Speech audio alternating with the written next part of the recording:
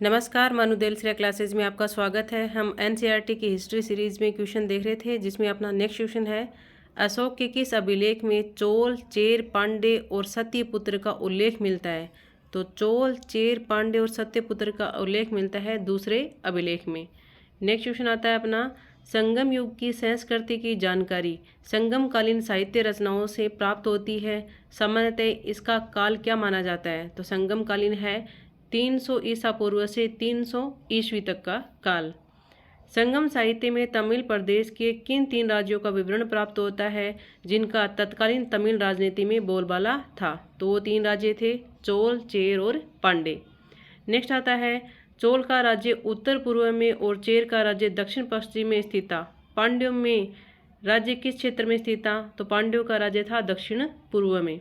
Next आता है, प्रथम संगम का आयोजन पांड्यों की प्राचीन राजधानी मदुरा में हुआ था, जो अब समुद्र में विलीन हो गई है। इस संगम की अध्यक्षता किसने की थी? तो वो की थी अगस्त्य ऋषि ने। अगस्त्य ऋषि को दक्षिण में आर्य सभ्यता के प्रचार का श्रेय प्रदान किया जाता है। साथ ही उन्होंने सनातन धर्म का प्रचार पूरे विश्व में भी किया। उन्होंने विश्व के कई देशों में इसका ज्ञान भी लोगों को दिया। तो किन किन का ज्ञान दिया था? आर्य सभ्यता के अलावा कृषि और पशुपालन का ज्ञान भी दिया था अगस्त्य ऋषि ने। नेक्स्ट आता है, अगस्त्य ऋषि को सप्त ऋषियों में से एक माना जाता है। वे वशिष्ठ मुनि के बड़े भाई थे। उनकी पत्नी विदर्भ देश की राजकुमारी थी। उनका क्या नाम था? तो वो थी लोपामुद्रा। कंबोडिया में आगे बोर्नियो तक अगस्त्य ऋषि गए थे। जावा द्वीप समूह में भी उनके भ्रमण का प्रमाण मिलता है। भारत में किस युद्ध कौशल को बढ़ावा देने का श्रेय अगस्त्य ऋषि को है? तो वह है मार्शल आर्ट को। नेक्स्ट आता है, ऋषि को कहा जाता है प्रथम कुल 549 सदस्य सम्मिलित हुए थे। इस संगम को पांड्य वंश के 89 राजाओं ने संरक्षण प्रदान किया था। इसमें कई महत्वपूर्ण ग्रंथ संकलित किए गए हैं। वर्तमान में उन ग्रंथों में से कितने उपलब्ध हैं? तो एक भी उपलब्ध नहीं है प्रेजेंट टाइम में। नेक्स्ट आता है, द्वितीय संगम का आयोजन कपाटपुरम जिसे अलेवाई में किया गया। प्राचीन मदुरा के समान कपाटपुरम भी समुद्र में विलीन हो गया। इस संगम की अध्यक्षता किसने की थी? तो अध्यक्षता की थी तोलकापियर ने। इस संगम में कुल 49 सदस्य सम्मिलित हुए और इसमें 59 पांड्य शासकों का संरक्षण मिला।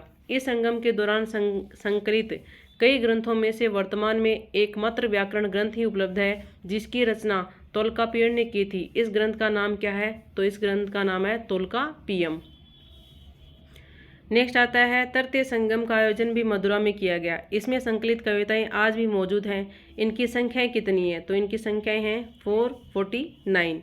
कवियों को उनकी रचनाओं के प्रकाशन की अनुमति है और मात्र ये कितनी है? 49 है। तृतीय संगम को 49 पांड्य राजाओं का संरक्षण प्रदान हुआ। इसकी अध्यक्षता किसने की थी? तो इसकी अध्यक्षता की थी नकीर ने। किस विषय वस्तु के आधार पर संगम साहित्य का विभाजन 2 भागों में किया जा सकता है? पहला है अहम या आगम, जिसका संबंध प्रेम से है। दूसरा भाग को क्या कहा जाता है? जो युद्ध से संबंधित है। तो युद्ध से संबंधित है उसको कहा जाता है पूरम।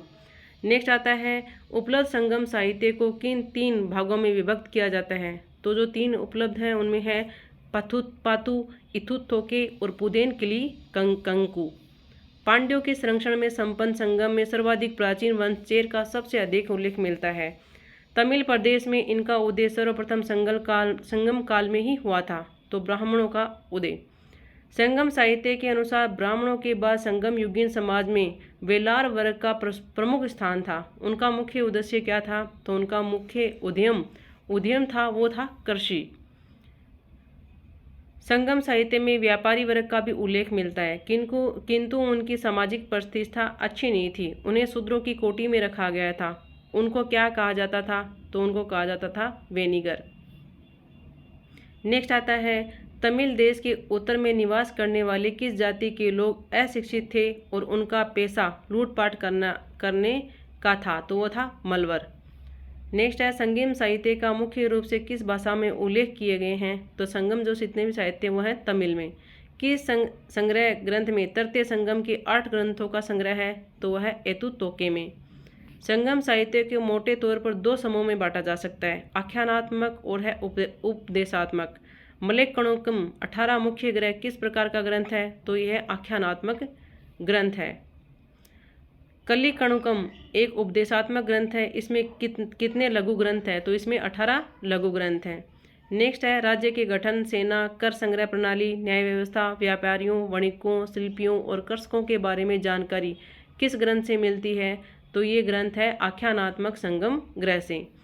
इन ग्रंथों में कई नगरों का उल्लेख है, जैसे कांची, कोकई, मदुरै, पुहार और उरेरू।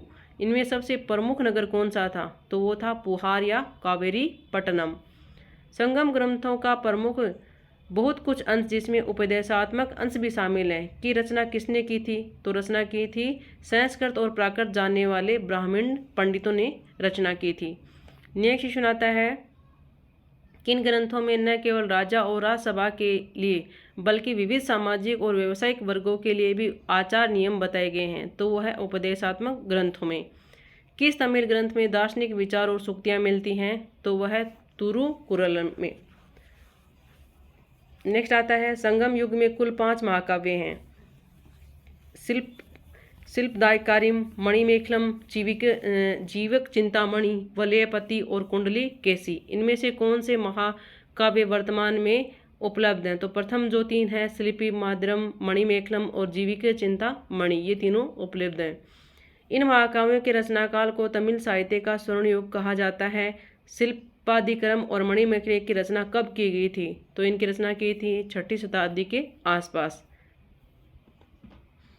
नेक्स्ट आता है दूसरे तमिल महाकाव्य मणिमेखलम, जिसमें मणियों युक्त कंगन के रचयिता एक बौद्ध अन्न व्यापारी थे। उनका नाम क्या था? तो उनका नाम था सीत लेस सतनार। मणिमेखले को एक बौद्ध पुस्तक भी माना जाता है। यह धार्मिक अधिक है, साहित्यिक कम है। इसे तमिल साहित्य का क्या कहा जाता है? तो ओडिसी, यानी प्राचीन ग्रीक राष्ट्रीय महाकाव्यों में से एक है ओडिसी, वो कहा जाता है इसको, मणिमेखले को। जीवक चिंतामणि का लेखन एक जैन सन्यासी और कवि ने किया था, जो संभवतः चोल राजकुमार था। उस लेखक का नाम क्या है? तो उनका नाम है तिरुतकदेवर। शिल्पदारिक्रम को तमिल साहित्य का उज्ज्वलम रत्न माना जाता है। इसका मुख्य चेर शासक सिनगुट्टवन का भाई है। उसका नाम क्या था? तो उसका नाम था इलोंगोदुई गल। संगम समाज में आमतौर पर 2 प्रकार के विवाहों का प्रचलन था। माता पिता की जानकारी के बगैर किया जाने वाला विवाह कलाऊ कहा जाता था। परिवार वाले द्वारा व्यवस्थित विवाह को क्या कहा जाता था? तो उसको कहा जाता था कारपू। ये इम्पोर्टेंट आपके संगम कालीन साहित्य से संबंधित था। Okay, thank you for watching my video.